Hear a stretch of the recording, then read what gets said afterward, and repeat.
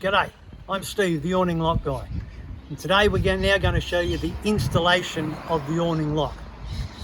Firstly, we've got to put the adapter onto the anti-flat bar.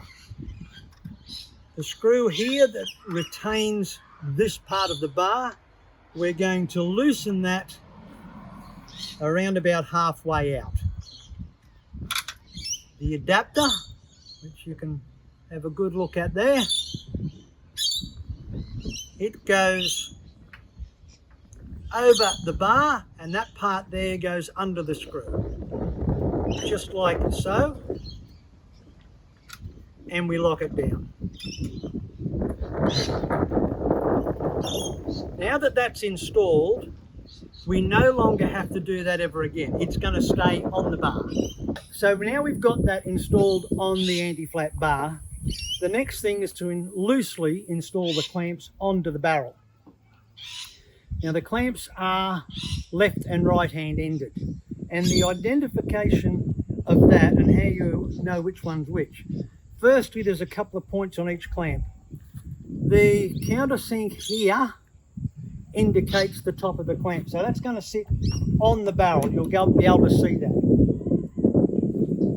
The swivel adapter here has two holes in it. These two holes indicate the top of that. And also this part here must fit under the awning fabric. So let's see how that goes in relation to the layout, and you see where this fits. So we offer that over the barrel and we see that's on top and that comes over. Even though that's in a different position, it's still showing on top, and so is that, and it's going to fall under there. If we got it wrong, what's going to happen is, if we got the wrong end, you're going to put the dimple, the countersink on the top, right?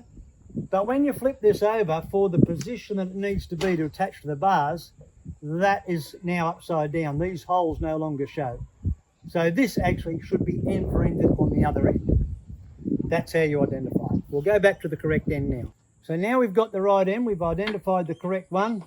Countersink on top, swivel adapter is going over towards where it needs to be under the awning fabric in the right position. We have left one screw half engaged. We hook, I'll come around the other side of the camera.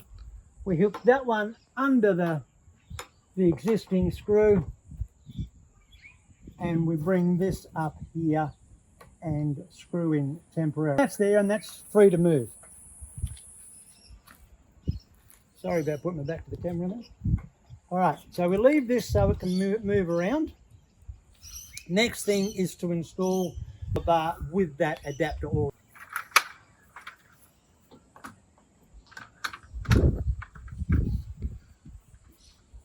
Put the bar in, just duck back under so the camera can see what I'm doing. All right, just make sure they're free.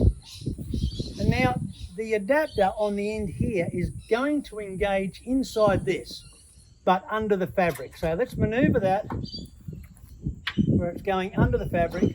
We pull the bar out and engage the adapter into the swivel receiver.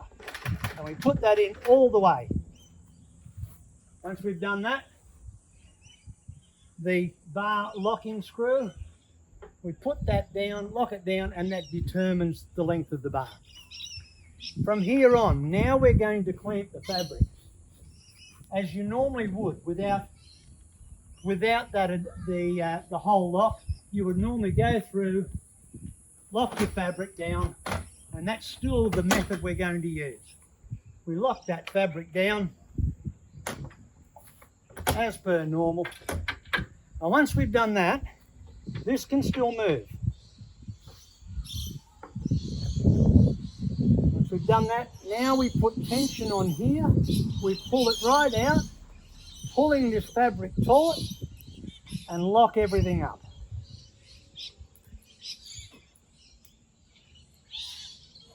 All right, so once that's like that, now we can get a nice straight line with the fabric here.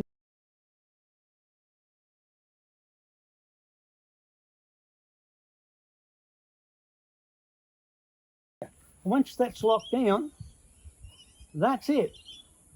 We now have no twisting here.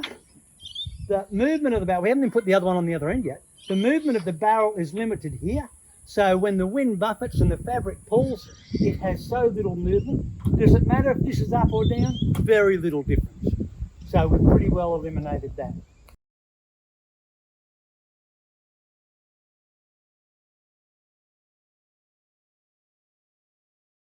The criteria of it is, as long as you've got about 20 millimeters between the edge of the fabric and this cap on the end, then this will fit because that's 20 mils wide.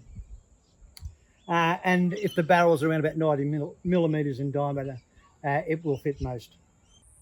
So here we are at the other end now. I've loosely installed this. I think I might have done a little bit tight. Anyway, we can bring the anti-flap bar down, engage it in the receiver. I'll just loosen this off a tad more. And that's the versatility of this. You just adjust it as necessary.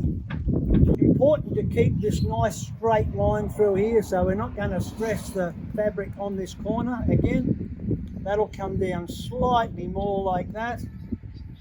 At this point, we can now lock the anti-flap bar lock screw down. We can put the fabric through as per normal.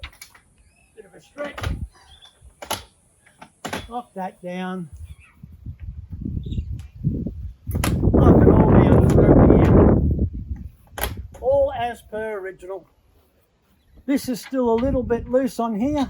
And now, once it's all locked up, we pull that out, tension the fabric, get it to the right position, and lock that down. No more twist. The movement here is much more limited, and what stops it going too far is the fact of it locking up in here where the inserts happen. So you'll get a little bit, but that's it, because otherwise you're trying to go against the mechanics. And that's it, people. Nice taut fabric, and hopefully that makes us all happy campers, and bye for now.